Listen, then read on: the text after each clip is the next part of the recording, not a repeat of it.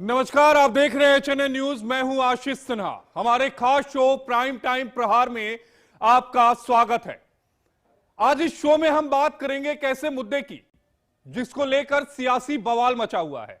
जी हां, बुर्का एक बार फिर देश का सबसे बड़ा मुद्दा बन चुका है और इस बार यह मुद्दा बाजार से लेकर दुकानों तक पहुंच चुका है। यानी केवल सियासी गलियारों तक यह मुद्दा अब सीमित नहीं रहा। कभी स्कूल कॉलेज में बुर्के के बैन की मांग की गई तो कभी बुर्के पर चेकिंग सियासी मुद्दा बन जाता है। लेकिन अब दुकानों में भी बुर्का और नकाब पहनने को वालों की एंट्री को बंद करने की पहल जो है वो शुरू हो गई है, क्योंकि बुर्के की आड़ में कई बार चोरी और आपराधिक घटनाओं को अंजाम दिया जा चुका है। बिहार में गहनों की दुकानों में अब बुर्का पहनकर या फिर मुंह ढककर अगर कोई भी एंट्री करता है तो उसकी एंट्री जो है वो पूरी तरीके से बैन कर दी गई है। यानी अगर कोई महिला जो है वो बुर्का पहनती हैं, वो किसी भी ज्वेलरी की दुकान में जाना चाहती हैं तो बिना पहचान दिखाए एंट्री जो है वो नहीं दी जाएगी। कोई भी महिला अगर घूंघट में भी जाती है तो आप ये मान के चलिए कि किसी भी तरीके से आपको एंट्री जो है वो नहीं दी जाएगी। ऑल इंडिया ज्वेलर्स एसोसिएशन ने एक बड़ा फैसला लिया है कि अब हेलमेट, घूंघट, मास्क, नकाब और बुर्का पहनकर किसी भी महिला या फिर कोई पुरुष किसी भी तरीके से चेहरे को ढककर दुकान में आने की कोशिश करता है तो उसे आने नहीं दिया जाएगा। ज्वेलरी शॉप्स के बाहर जगह जगह ये नोटिस चिपका दिए गए हैं। अगर आप बिहार में रहते हैं, अगर आप ज्वेलरी की दुकान के पास से भी गुजरते हैं तो इन नोटिसों को आप देखेंगे। मास्क, नकाब और बुर्का उतार कर ही दुकान में आए, यानी पहले अपनी पहचान को दिखाइए, पहले अपनी पहचान बताइए और उसके बाद दुकान में एंट्री करिए। यह सब शुरू हुआ है बिहार से। सबसे पहले बिहार के ज्वेलर्स ने अपनी दुकानों के बाहर चेहरा ढककर आने वालों के लिए नो एंट्री का पोस्टर लगा दिया। इस नियम के तहत पटना, मुजफ्फरपुर, दरभंगा जैसे बाजारों में नो एंट्री नोटिस जो है वो देखे गए और उसके बाद यूपी में भी सोना चांदी की दुकानों पर चेहरा ढककर आने वालों पर रोक के पोस्टर लगा दिए गए हैं। बिहार के साथ साथ झारखंड जो पड़ोसी राज्य है, वहां के कुछ इलाकों में जो दुकानदार हैं वो भी इस तरीके के पोस्टर लगा रहे हैं। जमीनी पड़ताल में इसका खुलासा भी हुआ है। सबसे अहम बात यह है, अब यह जानने और समझने की जरूरत है कि आखिर यह फैसला क्यों लिया गया, क्यों ज्वेलर्स एसोसिएशन ने यह फैसला लिया गया है, वो जानना और समझना बेहद जरूरी है। वो नियम क्या है, बुर्का बैन के नियम आखिर क्या है, बुर्के या हिजाब वाली जो घूंघट वाली महिलाओं की एंट्री जो बैन की गई है, यानी पहचान पहले दिखाना होगा, उसे दिखाने की जरूरत क्यों आन पड़ी। सबसे बड़ी बात यह है कि इसको लेकर अलग अलग तरीके के जो लोगों के रिएक्शन है वो आने शुरू हो गए हैं। लेकिन ज्वेलर्स एसोसिएशन का साफ तौर पर कहना है कि हम पूरी तरीके से अपनी सुरक्षा चाहते हैं, क्योंकि बुर्के में, घूंघट में, हेलमेट में, मफलर लगाकर अगर कोई भी दुकान में इंटर करता है, प्रवेश करता है तो उसकी पहचान नहीं हो पाती है। कई तरह की इस तरह की जो घटनाएं हैं वो सामने आई हैं और यही वजह है कि जो ज्वेलर्स एसोसिएशन है उनकी तरफ से यह साफ कहा गया है कि हम अपने बचाव के लिए यह सारी जो फैसला है वो लिया गया है। ये कई सारी बातें जो हैं वो ज्वेलर्स एसोसिएशन की तरफ से कही गई। अब आपको हम ग्राफिक्स के जरिए ये बताने और समझाने की कोशिश करते हैं कि आखिर चल क्या रहा है, क्यों बुर्के को लेकर ये जो विवाद है वो लगातार बढ़ता जा रहा है। अब सबसे पहले आप ये जान लीजिए कि किन किन देशों में जो बुर्का है वो बैन किया गया है। फ्रांस सबसे पहला ऐसा मुल्क था जिसने बुर्के को बैन किया गया है। यानी 2011 में फ्रांस की सरकार ने यह फैसला लिया और यह कहा कि अब बुर्का जो है वो पूरी तरीके से प्रतिबंधित किया जाएगा। यानी बुर्का पहनकर कोई भी महिला सार्वजनिक स्थल पर नहीं निकलेगी। फ्रांस की तरफ से 2011 में चेहरे को ढकने वाले नकाब बैन पर जो यह फैसला है वो लिया गया है। 2010 में इसका कानून बना और 2011 में इस कानून पर अमल किया गया। तो सबसे पहला जो मुल्क है वो फ्रांस है। फ्रांस ने साफ कर दिया कि अगर कोई उल्लंघन करता है तो उस पर जुर्माना लगाया जाएगा, यानी उल्लंघन करने वालों पर जुर्माना लगाया जाएगा। उसके बाद दूसरा बेल्जियम, 2011 में बुर्का बैन किया गया, बेल्जियम में पूरी तरीके से बैन कर दिया और यह कहा गया कि सार्वजनिक स्थल पर 7 दिनों तक अगर कोई भी अगर बुर्का पहनकर आता है तो जेल हो सकती है, लोगों को जुर्माना जो है वो लगाया जाएगा। उसके बाद डेनमार्क, अगस्त 2018 में पूरी तरीके से बुर्के पर प्रतिबंध लगा दिया गया, यानी सार्वजनिक स्थल पर बुर्का पहनकर नहीं जा सकते। उसके बाद डेनमार्क की बात कर रहे हैं, कानून का उल्लंघन करने पर जुर्माने का जो प्रस्ताव है वो भी डेनमार्क में जारी किया गया, यानी अगर आप डेनमार्क की सड़कों पर सार्वजनिक स्थल पर अगर आप बुर्का पहनते तो वहां पर सीधे तौर पर पनिशमेंट है। श्रीलंका की बात करें तो अप्रैल 2021 में सार्वजनिक जगहों पर पूरी तरीके से बैन लगा दिया गया था, यानी हमारा पड़ोसी मुल्क श्रीलंका, वहां पर भी बुर्के पर बैन लगा दिया गया था, यानी बुर्का पहनकर कोई भी सार्वजनिक स्थल पर ना जाए। 2019 में जो ईस्टर संडे के हमले के बाद ये फैसला लिया गया है। सबसे बड़ी बात है कि श्रीलंका में यह फैसला लिया गया, तो लगातार जो चीजें हैं बुर्के को लेकर। ऑस्ट्रेलिया की बात करें तो 2017 में यूरोपियन कंट्रीज है, चेहरा ढकने पर पूरी तरीके से कानूनी रूप से जो प्रतिबंध है वो लगा दिया गया। ये तमाम जो फैसले हैं, अगर हम बात करें मेलोनी सरकार की तो उन्होंने भी ये फैसला किया है कि वहां पर चेहरा ढककर आप नहीं निकल सकते। नीदरलैंड में 2019 में चेहरा ढककर निकलने पर प्रतिबंध जो है वो लगा दिया गया है। तो ये तमाम वो मुल्क है। स्विट्जरलैंड की बात करें, मार्च 2021 में ही बुर्का और नकाब पर जो है वो प्रतिबंध लगा दिए गए। पश्चिम मुल्क, अगर हम तजाकिस्तान की बात करें, एक मुस्लिम कंट्री है, जून 2024 में हिजाब और बुर्का पर सार्वजनिक स्थल पर अगर वो निकलते हैं तो उस पर पूरी तरीके से प्रतिबंध जो है वो लगा दिया गया है। तजाकिस्तान की आपको बात बता रहे हैं, इसे विदेशी पोशाक के रूप में जो है वो परिभाषित किया गया है, यानी ये जो पहनावा है वो तजाकिस्तान का नहीं। कजाकिस्तान, जहां पर मुस्लिम आबादी 90% है, हिजाब और बुर्के पर पूरी तरीके से प्रतिबंध लगा दिया गया। सार्वजनिक स्थानों में, स्कूलों में बैन पूरी तरीके से हिजाब पर लगाया गया। कजाकिस्तान 70% से ज्यादा मुस्लिम आबादी वाला मुल्क है जो इस्लाम को मानता है, वहां भी सार्वजनिक स्थानों पर बुर्का पहनकर निकलने पर प्रतिबंध लगा दिया गया। बुर्का छोड़िए, हिजाब पर भी कजाकिस्तान में जो है वो प्रतिबंध लगाया गया है। तो ये वो मुल्क है, मुस्लिम मुल्क, जहां पर प्रतिबंध लगाया गया है। किर्गिस्तान की बात करें तो खासकर स्कूलों में और सार्वजनिक संस्थानों में पूरी तरीके से बैन लगाया गया है, यानी वो निकल नहीं सकते। अगर आप निकलते हैं सड़कों पर बुर्का पहन के तो जाहिर तौर पर आप पर कार्रवाई हो सकती है। अजरबैजान मुस्लिम कंट्री है, वहां पर भी बुर्का पहनकर निकलने पर 2010 में ही प्रतिबंध लगा दिया गया था। स्कूलों में अगर बुर्का आप पहन के जाते हैं, हिजाब पर प्रतिबंध जो है वो लगा दिया गया। अजरबैजान 2024 में मुस्लिम कंट्री है, वहां पर भी जो है वो प्रतिबंध लगाया गया है। यानी ये जो तमाम मुस्लिम कंट्री हैं, चाहे आप अजरबैजान की बात करें, चाहे आप इसके अलावा दूसरी कंट्री की बात करें, तो लगातार इस तरह की जो बातें हैं वो निकलकर सामने आ रही हैं। तमाम मुस्लिम कंट्रीज में जो है वो उन्होंने अपने यहां बैन लगाया। अब सवाल यही उठता है कि आखिर बुर्के पर लेकर इतना हो हंगामा क्यों मचा है। अब देखिए, देश में चोरी की जो घटनाएं हैं वो लगातार बढ़ी हैं। औसतन रोजाना 1890 चोरी की जो वारदात होती है वो हमारे मुल्क में अलग अलग जगहों पर होती है, यानी अलग अलग हिस्सों में होती है। सबसे ज्यादा जो ज्वेलरी होती है, अगर हम दुकानों की बात करें, घरों को छोड़ दें, दुकानों की बात करें, तो ज्वेलरी की शॉप में सबसे ज्यादा जो है वो चोरी की जाती है। और ये चोरी की बढ़ती घटनाओं को रोकने के लिए ही ज्वेलर्स एसोसिएशन की तरफ से यह फैसला लिया गया है। 2 से 3 बड़ी चोरी जो है वो रोजाना देश के अलग अलग हिस्सों में होती है। बड़ी चोरी की अगर बात करें तो 50 लाख से 2.5 लाख तक की ये जो चोरी है वो होती है। ये 2.5 करोड़ तक की चोरी हो सकती है।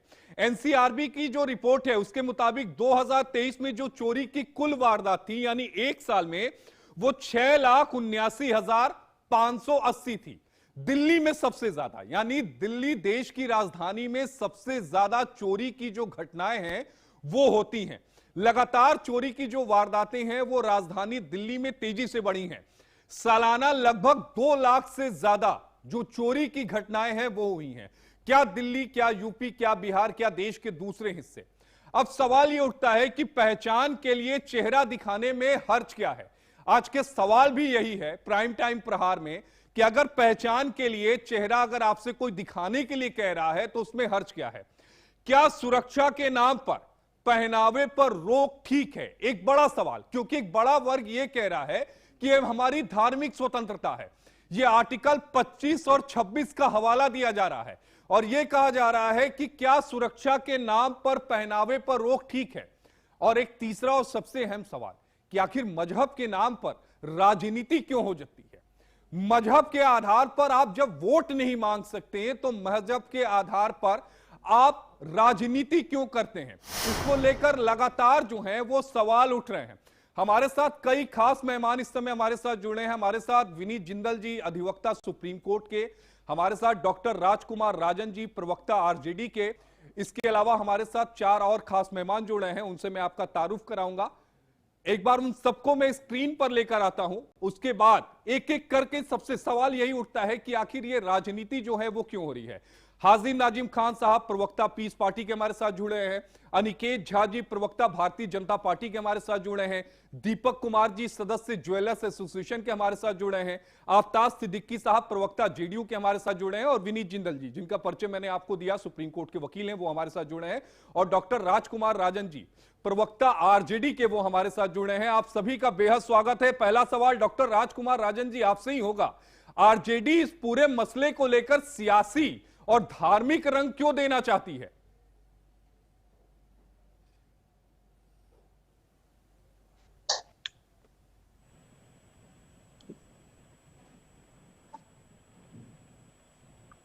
राजकुमार राजन जी, अनम्यूट करिएगा अपने आप को।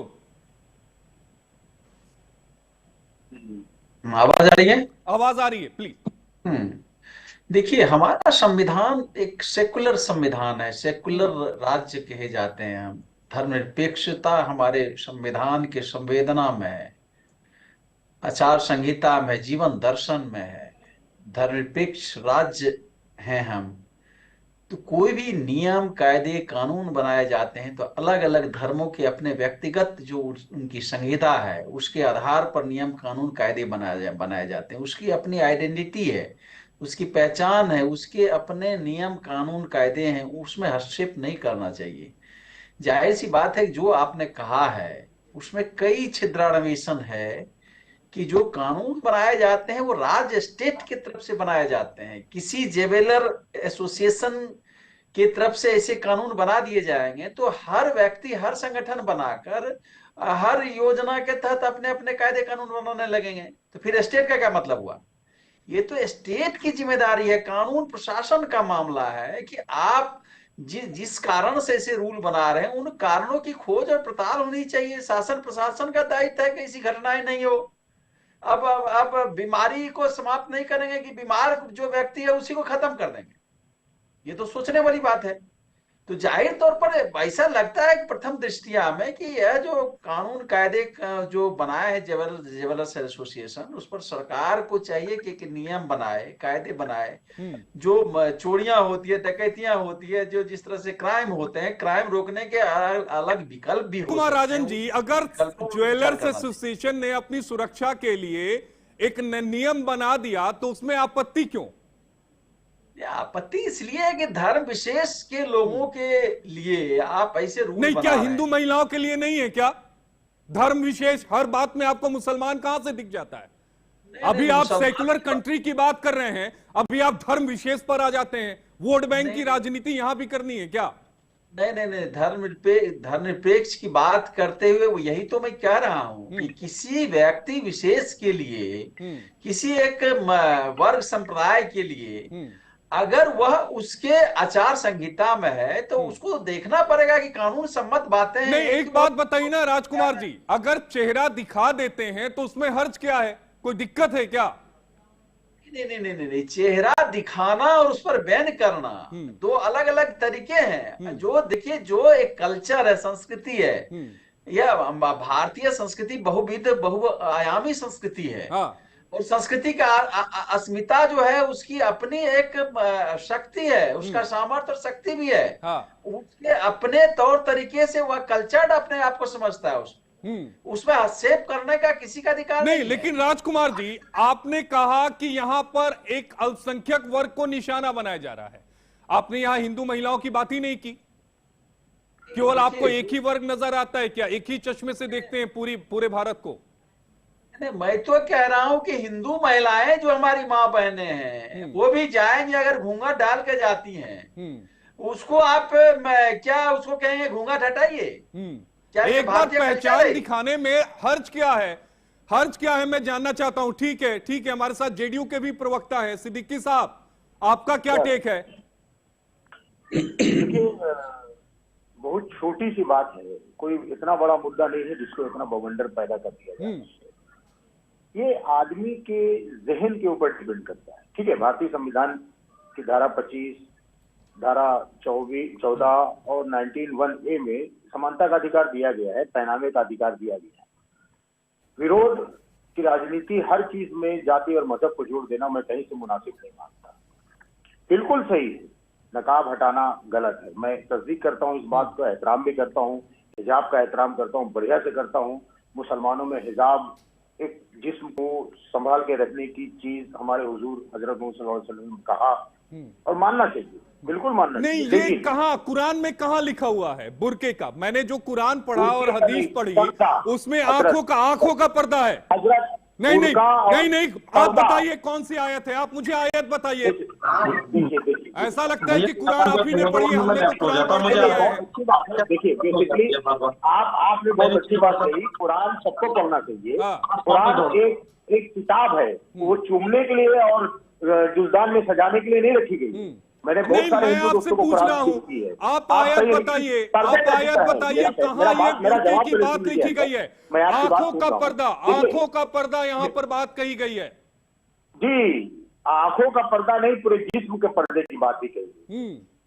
अल्लाह तबारक व तआला ने जो औरत को बनाया है वो अलग तरह का बनाया है, वो हमारे आपकी तरह नहीं। हालांकि मर्द को भी पर्दा, मर्द का एक लिमिटेशन में पर्दा है, तो पर्दे का एहतमाम करना चाहिए। लेकिन जहां पर देश की सुरक्षा की बात है, मेडिकल की बात है, देश में अपराधियों पर अंकुश लगाने की बात है, वो अगर बिहार के जो प्रदेश अध्यक्ष एसोसिएशन अशोक वर्मा जी, मैं उनका बयान सुन रहा था, बात उन्होंने दुरुस्त कही है। उन्होंने कहीं भी बुर्के का शब्द नहीं बोला। हिजाब क्या है?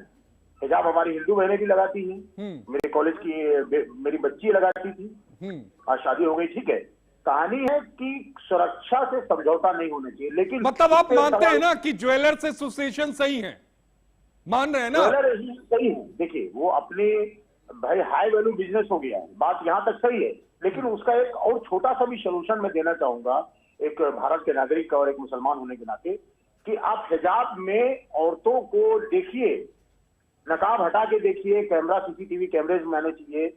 लेकिन उसके लिए आप क्यों नहीं डिप्यूट करते हैं महिला कर्मी? उनको भी उनकी जो प्राइवेसी है वो भंग नहीं हो।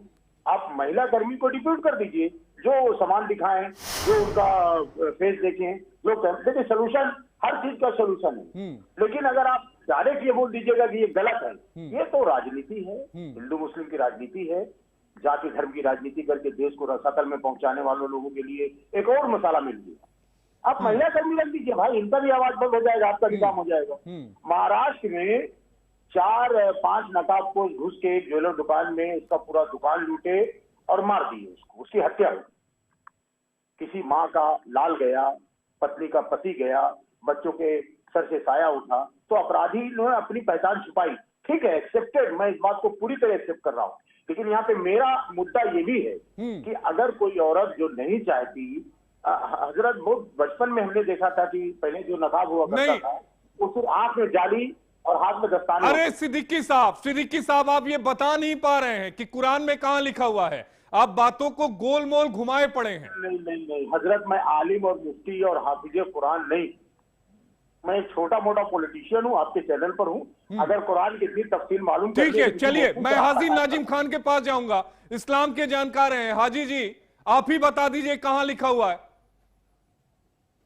हाँ, आशीष जी, मेरी आवाज आवाज आप तक आ रही है? बिल्कुल आ रही है।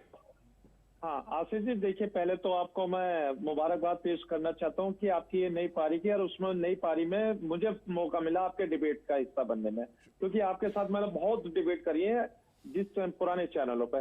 और रही बात ये कि आपने बिल्कुल ये बात बिल्कुल सही कही भाई, आपने कहा कि बुरखे का कहाँ कुरान के जिक्र है। हाँ तो वहां पे हिजाब का है, पर्दे का है, उसका तो है, और औरत का मायने ही पर्दा होता। हम्म। तो अब ये जिस तरीके की बात यहाँ पे आ रही है, एक तो आशीष जी मेरी आवाज गूंज का मुझे वापसी आ रही है। आवाज इको हो रही है, आवाज ठीक करिए जी, अपनी बात पूरी करिएगा हाजी जी आप। हाँ देखिए, अब दूसरी बात ये है कि मैं ये कहना चाहता हूँ कि जब यहाँ सुरक्षा की बात होती है तो सुरक्षा के साथ कोई समझौता नहीं होना चाहिए। सुरक्षा सुरक्षा होती है भी। यहाँ पे दिक्कत आ रही है कि हेलमेट लगा के आ रहे हैं या बुर्खा पहन के आ रहे हैं, तो यहाँ पर सिर्फ यही सवाल है ना। कल को अब ये भी तो बात यहाँ पे आ जाती है कि आप अपने आधार कार्ड दिखाइए, आप अपनी आइडेंटिटी चेक करिए, ये तो चलता आ रहा। मगर मैं ये कहना चाहता हूँ कि जब बुरखे की बात आती है तो अपने मुस्लिम समाज की महिलाओं से मैं ये कहना चाहता हूँ कि जैसे ही आप सराफा के अंदर एंट्री करें तो अपने चेहरे पे से नकाब हटा लें, ताकि जो सराफा वालों को उनको कोई दिक्कत परेशानी ना हो। तो देखिए, मजहब इस्लाम वालों को कोई दिक्कत नहीं है, लेकिन यहाँ पर सिर्फ और सिर्फ एक कम्युनिटी को टारगेट करने वाली बातें करी जाती है। कहा जाता है कि हिजाब और बुरखे वाली ही ये सब तरीके की हरकत करती है, जबकि इनका हिजाब या बुरखे वाली का दूर दूर तक कोई लेना देना नहीं है आशीष जी। लेकिन यहाँ पर फिर भी मुस्लिम समाज की महिलाओं को बदनाम करने की बात करी जाती है। और देखिए ये बुरखा जो है, देखिए फारस यानी कि ईरान और अरब मुल्क का है, तो देखिए इससे क्या है, पूरे शरीर को ढक लिया जाता है ताकि अगर अंदर के कपड़े का कहीं फटे हुए भी हो तो बुरखे के अंदर वो दब जाए कि पता नहीं चले सामने वालों को कि अंदर जो महिला ने कपड़े पहनने के कहीं वो फटे हुए तो नहीं है। ये तो जिस्म को ढकने वाली बात होगी। लेकिन यहाँ पर जिस तरीके का चोरी का इल्जाम लगाना, ये सब चीज करना, तो कहीं ना कहीं हम लोगों को ये लगता है कि अब मुस्लिम नहीं, ऐसा नहीं है हाजिम नाजिम भाई, इस तरह की वारदातें हुई हैं। हाँ, देखिए, आग कहीं लगी है तभी धुआं उठा है, धुआं ऐसे नहीं उठता। हाँ देखिए, मैं तो ये कहता हूँ आशीष जी, बिल्कुल आपने सही कहा कि आग कहीं लगी है तो धुआं बिल्कुल उठा है, लेकिन उस आग को ही बुझा दिया जाए ताकि आगे ना तो आग लगे ना फिर कहीं धुआं हो। तो इसके लिए तो मैं तो खुद अपने मुस्लिम समाज से अपील करना चाहता हूँ कि जैसे ही आप सुनार की दुकान के अंदर एंट्री करें तो अपनी आइडेंटिटी साफ दिखा दें, क्योंकि देखिए आप लोगों की आइडेंटिटी अगर होगी तो ये कोई भी है, किसी भी मुस्लिम समाज की महिलाओं को प्रताड़ित नहीं करेंगे, ना टारगेट करेंगे। आपको पता है कि किस तरीके से मुस्लिम समाज को कहीं भी देख लिया जाता है, उससे उसकी आइडेंटिटी मांग ली जाती है। ये तो एक ट्रेंड चल रहा है आसिफ जी, जबरदस्त ट्रेंड चल रहा है। तो आपने देखा होगा कि कहीं कोई खड़ा हुआ है तो कोई भी आकर, जिसका कोई लेना देना नहीं, वो तुरंत दाढ़ी टोपी वाले को देख कर कहेगा कि भाई अपना आधार कार्ड चेक कराइए। ये नौबत आई है देश के अंदर की कोई भी चलता फिरता आके किसी भी मुसलमान को उसकी आइडेंटिटी चेक कर सकता है, जबकि आइडेंटिटी चेक करने का काम प्रशासन का है। और हम कहते हैं कि प्रशासन को चेक करनी चाहिए। ठीक है हाजी भाई, हमारे साथ दो खास मेहमान और हैं, उनके पास भी चलता हूं, फिर मैं आपके पास आऊंगा। विनीत जी, बार बार ये कहा जा रहा है, आर्टिकल 25 और 26 का हवाला दिया जा रहा है। अब सवाल यह उठता है कि क्या आर्टिकल 25 और 26 क्या किसी की व्यक्तिगत प्रॉपर्टी पर भी लागू हो जाता है क्या? और अगर कोई कोशिश अपनी सुरक्षा के लिए किसी एसोसिएशन द्वारा या दुकानदार द्वारा की गई है तो यह आर्टिकल 25 और 26 का वायलेशन कैसे है? बिल्कुल आशीष भाई, सबसे पहले आपको बहुत बहुत बधाई इस नई पारी के लिए, और सभी पैनलिस्ट भाइयों को मेरा नमस्कार। आशीष भाई, बहुत इम्पोर्टेंट ये एस्पेक्ट जो आज आपने लिया है बहुत ज़रूरी है, और ज़रूरी इसलिए है कि यहाँ पे दो अलग अलग चीज़ें जोड़ी जा रही हैं। सबसे पहले तो आप उस नोटिस को, अगर आप इन लोगों को, जो लोग पैनलिस्ट बैठे हैं और इसको गलत बता रहे हैं, अगर आप उनके पास हो या आप दिखा पाए उनको पढ़ने के लिए, तो मुझे लगता है ज़्यादा अच्छा सभी को और आपके दर्शकों को भी समझ आएगा कि जो गलत मैसेज दिया जा रहा है लगातार कि भाई ये सिर्फ हिजाब और जो बुर्का पहनने वाले औरतें हैं सिर्फ उन्हीं के लिए है, तो ऐसा नहीं है। उस नोटिफिकेशन में जो लोग, जो ज्वेलर्स हैं, उन्होंने अपनी सुरक्षा के लिए जो बात की है वो सभी के लिए की है, वो घूंघट के लिए भी की है, हेलमेट के लिए भी की है, मास्क के लिए भी की है। तो ऐसा नहीं है किसी पर्टिकुलर कम्युनिटी को टारगेट किया जा रहा है। तो आर्टिकल 25, आर्टिकल 26 की जो बात यहाँ लोग कर रहे हैं, मुझे लगता है कि वो गलत है। और किसी व्यक्ति को अपनी प्राइवेट प्रॉपर्टी में अपनी सुरक्षा के लिए क्या करना है और क्या करना की जरूरत है वो उसके ऊपर निर्धारण करता है, वो कोई उसको बता नहीं सकता। और मेरा मानना यही है कि आपके ये जो जो पूरा इशू जो बनाया जा रहा है, ये एक ये विनीत भाई मिसकंसेप्शन। ये कोई इशू है ही नहीं, इसे क्रिएट किया जा रहा बिल्कुल, है। मैं भाई वही आप कह रहा हूँ कि दुकान में जा बनाया रहे जा हो, रहा है। एक बार बस बुर्का उठाना है या घूंघट उठाना है, अपनी पहचान दिखानी है ताकि वो सीसीटीवी कैमरे में आ जाए। दिक्कत क्या है? पहचान दिखाने में बिल्कुल, मैं दिक्कत है वही क्या? कह रहा हूं कि देखिए, किसी ने ये तो नहीं कहा कि नहीं जी आप बुर्का बिल्कुल रिमूव कर दीजिए, उतार दीजिए, उसके बाद ही आपको पूरा टाइम वहां पे ऐसा रहना पड़ेगा। ऐसा तो किसी ने नहीं कहा। अपनी सुरक्षा के लिए, और देखिए कितने इंसिडेंट हैं, इतने वीडियोस वायरल हो रहे हैं, इतनी चीजें आ रही हैं, कैसे लोग ढक के आते हैं और किस तरीके से जो ज्वेलर्स हैं उनके यहाँ किस तरीके से वारदात होती है, लोगों की हत्या तक कर दी जाती है। तो अपनी जान माल की सुरक्षा के लिए एक प्राइवेट प्रॉपर्टी में अगर कोई व्यक्ति कोई रूल रेगुलेशंस बना रहा है तो आपको उसको फॉलो करना चाहिए। आप ये कह के कि जी हमारे धार्मिक जो प्रधान है उनको टारगेट कर रहे हैं, मुझे लगता है बहुत ठीक है, गलत है। अनिकेत झा और जी, अनिकेत झा जी का एक टेक ले लें, प्रवक्ता है भारतीय जनता पार्टी के। अनिकेत जी, आपका टेक। देखिए, इसमें तो हम समझते हैं कि ज्यादा कुछ बोलने के लिए है नहीं। ये हिजाब पहन करके जाएंगे ही, अगर हिजाब पहन करके ही जाना है सोना चांदी का खरीदने के लिए, खरीदारी करने के लिए, तो मत जाइए। वीडियो नहीं कॉल कराइए, अनिकेत किसी भाई, घर के हिजाब पे बच्चे को दिक्कत भेजिए। नहीं है, हिजाब तो ऊपर नहीं, सर किसी को घर ढकने के लिए बच्चे है, को, बुर्के पे दिक्कत है। किसी के घर के, अपने घर में किसी बच्चे को भेज दीजिए दुकान पे, वहां से वो वीडियो कॉल कर देगा, जो पसंद आए बोलिएगा, वो खरीद करके ले आएगा। अब पहने रहिए बुर्का घर में बैठ करके। नहीं, लेकिन अनिकेत झा जी, आप ही की पार्टी है बिहार में, सिद्दीकी साहब जेडीयू से है, वो कह रहे हैं कि नहीं ये फरमान सही नहीं है, आप अलग ट्रैक पे जा रहे हैं, आपके सहयोगी अलग ट्रैक पे जा रहे हैं। नहीं, बात यहाँ पर सहयोगी का या फिर बात यहाँ पर किसी भी दल का नहीं है, ये हम अपनी विचार रख रहे हैं। हमारे सरकार का स्टेटमेंट जब आएगा तो वो हमारे लिए भी वही मान्य होगा। नहीं, लेकिन आप बैठे तो एक दल के प्रवक्ता के तौर पर है ना।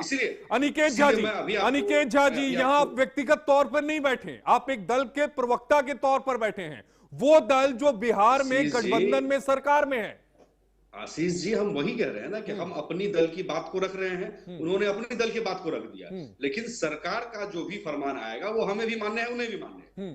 लेकिन हमारी पार्टी के तरफ से मैं आपको यह बता रहा हूं कि ना हेलमेट पहन के, ना घूंघट पहन के, ना बुर्का पहन के, ना मुंह ढक के, यह अगर ज्वेलरी कमीशन के द्वारा कहा गया है तो हमें लगता है कि यह निर्णय उचित है। जिस हिसाब से घटनाएं घट रही है, मैं इस पे सिद्दीकी साहब और ठीक है, इसमें मैं सिद्दीकी साहब और हाजी जी, मैं आपका रिएक्शन लूंगा, लेकिन एक छोटा सा ब्रेक है, उसके बाद में हाजी जी पहले आपके पास आऊंगा, फिर सिद्दीकी साहब के पास। एक बुलेटिन में एक छोटे से ब्रेक के लिए रुकते हैं, उसके बाद फिर हम हाजी जी के पास जाएंगे और उनका रिएक्शन जानने की कोशिश करेंगे कि हाजी जी क्या कुछ कह रहे हैं।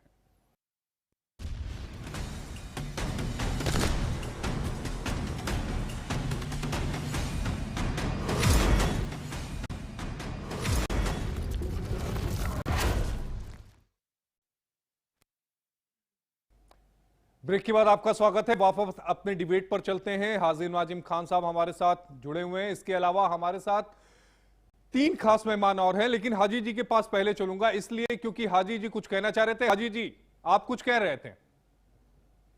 देखिए आशीष जी, मैं ये कहना चाह रहा था कि अभी भाजपा के प्रवक्ता क्या कह रहे थे कि मुस्लिम महिलाओं को घर में बैठना चाहिए बुर्का पहन के, उनको अगर सराफे की दुकान में आने की जरूरत नहीं है, वीडियो कॉल करके उससे चेक कर सकते हैं। भी देखिए, मैं तो भाजपा के प्रवक्ता से मानने से यही कहना चाहूंगा कि देखिए, हमारी मुस्लिम महिलाएं सोना चांदी खरीदेंगी तो वहां सराफा की दुकान में भी जाएंगे, लेकिन हमें कोई दिक्कत नहीं है अपने मुस्लिम महिलाओं की आइडेंटिटी छुपाने के लिए भी। अगर वहां पे अगर एक ये कहा जाता है कि भी आप अपनी आइडेंटिटी चेक करा दीजिए तो चेहरे पर दिखा सकते हैं। अभी देखिए, हम तो जब पासपोर्ट बनवाने जाते हैं तब भी चेहरा दिखाते हैं, वोट डालने के लिए। अरे हाजी जी, यही तो बात हो रही है ना कि चेहरा दिखाने में हर्ज क्या? सिद्दीकी साहब कह रहे हैं कि नहीं दिखाएंगे। देखिए, हाँ, मैं आपको बता दूं, कुरान शरीफ की सूरह अन-नूर 24-31 के अंदर का भी जिक्र मैं आपको बता दूं, यह ए ईमान वाली स्त्रियों से कह दो कि वे अपनी निगाहें बचाकर रखें। मैं वही कह रहा हूं, निगाहों की बात है, निगाहों पे पर्दा है, मैं वही बार तो कह रहा हूं। हाँ, अब देखिए, अब दूसरी आयत 24 पढ़े होंगे ना, बिल्कुल 24 आयत पढ़े हैं ना, उसमें ये बात लिखी बिल्कुल, है, बिल्कुल, वही बिल्कुल। बात तो मैं वही कह रहा हूं। हाँ, नहीं, मैंने तो आपकी बात का समर्थन करा। हाँ, सिद्दीकी साहब, देखिए, आशीष जी, आप हाजी जी को सुन रहे हैं, ठीक है, ठीक है, जो बात मैं कह रहा हूं वही बात हाजी जी भी कह रहे हैं। आशीष जी, आप बहुत अच्छे एंकर हैं, लेकिन एक बात पहले समझ लीजिए, मैं इस जो आदेश है इसके खिलाफ नहीं हूं। मेरी बात को पहले समझने की कोशिश कीजिए आप। बहुत सारी मुस्लिम महिलाएं हैं जो नहीं चाहती कि गैर महरम उनका चेहरा देखे। हाजी साहब ने सही कहा, पासपोर्ट हुआ, मेडिकल हुआ, बहुत सारी चीजें हैं। मेरा मानना इतना, ना तो ये सरकारी आदेश है, ना तो जनता दल यूनाइटेड या भारतीय जनता पार्टी की जो सरकार हमारी चल रही है उसका आदेश है। ये एक व्यक्तिगत प्रतिष्ठान का आदेश है। उसमें अगर कोई खामी है तो उसको भी दुरुस्त किया जा सकता है। मैं सिद्दीकी साहब यही जानना चाह रहा हूँ कि चेहरा दिखाने में हर्ज क्या है? कोई हर्ज नहीं है भाई। आशीष भाई, कोई हर्ज नहीं है। मैं पार्टी का प्रवक्ता हूं तो पार्टी लाइन पे ही बात करूंगा। ये मेरी पार्टी का आदेश नहीं है। ये आपके चैनल का एक डिबेट है। मैं खैर मकदम कहता हूं, आपने बहुत अच्छी बातें पकड़ी हैं। देश में, देश को और देश के मुसलमानों को अब इस दकियानूसी ख्यालों से बाहर आना होगा। देश के विकास में भागीदार बनना होगा। इसका मतलब ये नहीं है कि फिर आपकी कोई धार्मिक स्वतंत्रता को छीने या आपके पहनावे पे सवाल करे। मसला यहाँ ये आया है कि चेहरा दिखाना सही है। मैं कहाँ गलत बोल रहा हूँ कि चेहरा दिखाना गलत है, लेकिन अच्छा, वो भी फैसला ऐसे नहीं लिया गया था सिद्दीकी साहब। कई चोरी की घटनाएं सामने आई थी। जब मामला पुलिस के पास गया तो पुलिस ने जब सीसीटीवी फुटेज देखा तो ये कहा कि भाई ये पहचान ही नहीं हो पाएगी। जिसकी पहचान ही नहीं हो पाएगी तो जांच आगे बढ़ेगी कैसे? मुद्दा, बल्कि यहाँ के लिए नहीं, सिर्फ सुनार दुकान के लिए नहीं। हमारे प्रवक्ता झा जी ने कहा, बहुत अच्छी बात कही कि आपको अगर किसी दुकान से लगता है कि यहाँ ज्यादा कड़ाई है, हम गैर महरम है, हम चेहरा नहीं दिखा सकते, आप वहां मत जाइए। आप वहां से सामान लीजिए जहां आपको सुविधा लगे। ठीक है, अनिकेत झा जी, आपका टेक। ये हमारा एकदम स्पष्ट है कि यह जो नियम बनाया गया है, इस नियम का सभी लोग पालन करें, सभी लोग समर्थन करें, क्योंकि हम लोग जानते हैं कि बुर्का हो या हेलमेट हो या मास्क हो या घूंघट हो, इसकी आड़ में बहुत इस तरीके के लोग हैं जो कई प्रकार के घटनों को अंजाम दे रहे हैं। इस प्रकार की घटना ना हो। हमें एक बार चेहरा दिखाना है, आप जाकर के अंदर मार्केटिंग कीजिए, शॉपिंग कीजिए। अगर आप उसमें सहज नहीं है तो आप मत जाइए। इसके अलावा दूसरा, इसमें हम समझते हैं कहीं से भी कोई भी चीज कहना मुश्किल है। और ये बार बार बुर्का बुर्का बुर्का, हम समझते हैं कि इस प्रकार की चर्चा होनी नहीं चाहिए। जब बात वहां पर कही गई है कि घूंघट डाल करके भी नहीं जाएंगे, हेलमेट डाल करके भी नहीं जाएंगे, मास्क लगा करके भी नहीं जाएंगे, तो चर्चा सिर्फ बुर्का पर क्यों होगा? इस देश में अगर किसी पर भी आपने बहुत सही पॉइंट कहा कि चर्चा बुर्का पे क्यों हो रही है। हमारे दो पैनलिस्ट डॉक्टर राजकुमार राजन जी, आफ्ताब सिद्दीकी साहब पिछले 40 मिनट से हमारे साथ हैं, लेकिन एक बार भी घूंघट पर इनकी तरफ से कोई बयान आया ही नहीं। इसीलिए चर्चा बुर्के पर हो रही है, घूंघट पर नहीं। मैंने घूंघट का भी नाम लिया है, मास्क का भी नाम लिया है सर। ठीक है विनीत जी, एक चीज ये बताइए कि अगर मैं अपनी प्रॉपर्टी की सुरक्षा करने के लिए, कोई दुकानदार क्या कोई नियम बना सकता है या नहीं बना सकता है? कानून क्या कहता है? बिल्कुल आशीष भाई, बना सकता है, बिल्कुल बना सकता है, क्योंकि राइट टू लाइफ कॉन्स्टिट्यूशनल एक हमारा आर्टिकल है। और वो उसको, व्यक्ति को जो अपनी सुरक्षा, अपने सामान की सुरक्षा चाहता है, वो अपना कानून बना सकता है, बिल्कुल उसका राइट है। अगर किसी व्यक्ति का राइट आर्टिकल 25-26 में है, तो वहीं दूसरी ओर उस व्यक्ति का जो अपनी जान माल की सुरक्षा चाहता है, उसको भी हमारे कॉन्स्टिट्यूशनल राइट दिया है। तो आप उसको कैसे मना कर सकते हैं? और हम लोगों ने देखा, देखिए आशीष भाई, मैं यहाँ पे एक चीज और स्पष्ट करना चाहूंगा कि हम लोगों ने लगातार देखा है, बुर्का या हिजाब की बात जो लोग करते हैं, ये कहते हैं कि नहीं जी हम नहीं दिखाएंगे, या हम नहीं इसको उतारेंगे, या हम शक्ल नहीं दिखाएंगे, वो वही लोग हैं जिसका मिसयूज करना चाहते हैं। अरे विनीत भाई, आपको कर्नाटका हाईकोर्ट का फैसला ध्यान में होगा 2022 का, जिसमें कर्नाटका हाईकोर्ट ने रेशम वर्सेज स्टेट ऑफ कर्नाटका में ये साफ कहा था कि हिजाब जो है वो इस्लाम का अंदरूनी हिस्सा नहीं है, वो एसेंशियल पार्ट नहीं है, वो धर्म का हिस्सा है ही नहीं। बिल्कुल आशीष भाई, मैं वही कह रहा हूं कि अगर एक व्यक्ति अपने जान मान की रक्षा करना चाहता है, तो कॉन्स्टिट्यूशन उसको भी राइट देता है अपना कानून बनाने का, और अपना सेफ्टी सिक्योरिटी के लिए अपना प्राइवेट प्रॉपर्टी के अंदर किस तरीके के व्यक्ति को वो आने देना चाहता है और कैसे। देखिए, इससे एक चीज और भी समझिए ना आप, इससे दुकानदारों को कोई फायदा नहीं है। अगर ऐसा होगा और लोग ये कहेंगे, मुस्लिम महिलाएं ये कहने लगे कि जी हम नहीं जाएंगे, तो उससे उनको भी नुकसान है, कहीं ना कहीं उनके बिजनेस का नुकसान होगा। लेकिन अपनी सेफ्टी सिक्योरिटी हर व्यक्ति चाहता है, और मुझे लगता है कि बिल्कुल सही डिसीजन है। इसी प्रकार से स्कूल के अंदर भी होना चाहिए, इसी प्रकार से जब वोट डालने जाते हैं वहां पे भी होना चाहिए। नहीं, राजस्थान में अगर आपने ध्यान दिया होगा तो राजस्थान के निर्वाचन अधिकारी ने इस बार बहुत सुनिश्चित किया है और यह कहा है कि पंचायत पोल में कोई भी हिजाब माफ करिएगा, बुर्का या फिर घूंघट पहनकर वोट नहीं कर सकेगा, पहचान दिखानी होगी। आशीष जी 30 सेकंड देना बस मुझे। जी ठीक है नाजिम जी, 30 सेकंड, क्योंकि समय कम बचा है, प्लीज 30 सेकंड सबको मैं दे रहा हूं, जल्दी से नाजिम जी। हाँ देखिए आशीष जी, आज आपने जो टॉपिक लिया बड़ा अच्छा टॉपिक लिया, ये अच्छा मैसेज जाना चाहिए, लेकिन मुझे कहीं ना कहीं ऐसा लगता है कि जो हमारे सराफा व्यापारी है उनके मन में एक भय है, क्योंकि प्रशासन की वजह से मुझे ऐसा लगता है कि उनको लगता है कि प्रशासन सहयोग नहीं कर रहा है या कुछ भी, जिसकी वजह से उन्होंने नहीं हाजी जी, आप समझिए ना कि अगर कोई बुर्का डाल के चोरी कर रहा है तो उसकी पहचान पुलिस कैसे करेगी? हमें वही चीज कहना चाहता हूं, मैं ये कहना चाहता हूं कि सराफा व्यापारियों को भी एक है ना, जो इन्होंने कहा कि बुर्का या हिजाब या घूंघट नहीं होना चाहिए, बिल्कुल हम इनके बात से सहमत है, बिल्कुल नहीं होना चाहिए। अगर जिसको अगर सामान खरीदना होगा वो जाएगा, जिसे नहीं खरीदना होगा वो अपने घर पर रहेगा, लेकिन बुरखे को टारगेट जो करा जाता है वो गलत है, ऐसा नहीं होना चाहिए। अरे बुरके को कोई टारगेट नहीं कर रहा है, कोई टारगेट नहीं कर रहा है, बस बुरके के नाम पर राजनीति होती है, राजनीति रोटियां सेकी जाती हैं। ठीक है विनीत जी 30 सेकंड प्लीज। आशीष भाई, मुझे बड़ा अजीब लगता है कि देखिए, एक तरफ यहाँ पे यही लोग कह रहे हैं कि नहीं होना चाहिए, दूसरी तरफ ऑल ऑफ सडन उसके डिफेंस में आ जाते हैं कि नहीं ऐसा नहीं होना चाहिए और टारगेट नहीं किया। कहाँ टारगेट हो रहा है भाई? आप देखिए, जो व्यक्ति यहाँ बैठ के इस बात को बोल रहे हैं कि हिजाब को टारगेट किया जा रहा है, ऐसा हिजाब को या बुर्के को टारगेट नहीं किया जा रहा। ये सेफ्टी और सिक्योरिटी की बात है, वहां पे एक चीज नहीं है, वहां पे उसके साथ और भी चीजें हैं। आप उनकी बात क्यों नहीं करते? डॉक्टर राजकुमार जी फैलाने की बात है और कुछ नहीं। देखिए, मैं तो कहूंगा कि ये जो संविधान के दायरे में है और जो सेकुलर जिसे बनाता है उसकी अपने अपने वर्गों के संप्रदाय के जो अस्मिता बोध है उसको बिना छेड़छाड़ किए हुए शासन प्रशासन को एक वैकल्पिक व्यवस्था करनी चाहिए कि उनकी अस्मिता भी रह जाए, उनकी आइडेंटिटी भी रह जाए, उसकी पहचान भी रह जाए और सुरक्षा भी हो जाए। यह सरकार का दायित्व है, यह ज्वेलर्स एसोसिएशन का दायित्व नहीं है। नहीं, लेकिन उनको अपनी सुरक्षा करने का तो अधिकार है ना। ये आपने अभी दुनिया भर का नाम गिनाया पूरे देश में, क्या उसने वहां के ज्वेलर्स एसोसिएशन ने यह रूल बनाया? यह रूल रेगुलेशन शासन प्रशासन का दायित्व होता है। शासन प्रशासन को और सारे जी, आप कुछ कह रहे थे, फिर मैं अनिकेत जी के पास जाऊंगा। विनीत जी भाई, जब मुस्लिम महिलाएं पासपोर्ट बनवाने जाती हैं तो पहले वो ये देखती हैं कि वहां बैठा व्यक्ति कौन है, क्या वहां पे फोटो खिंचवाते मुस्लिम महिलाएं या हिंदू महिलाएं है वो हटाया नहीं जाता, जो भी है वो क्या इस तरीके की चीज दायरे में देखिए? देखना होगा कि ये बहुत गलत। अरे मैं समझ नहीं पा रहा हूं राजकुमार जी कि ये कानून का उल्लंघन कैसे हो गया, किस धारा में ये कानून का उल्लंघन है, आप मुझे समझाइए। मैं तो यह कह रहा हूं कि क्या ज्वेलर्स एसोसिएशन ऐसे नियम बनाएंगे और इसी तरह से नियम हर ग्रुप बनाने लगे तो सरकार क्या करेगी?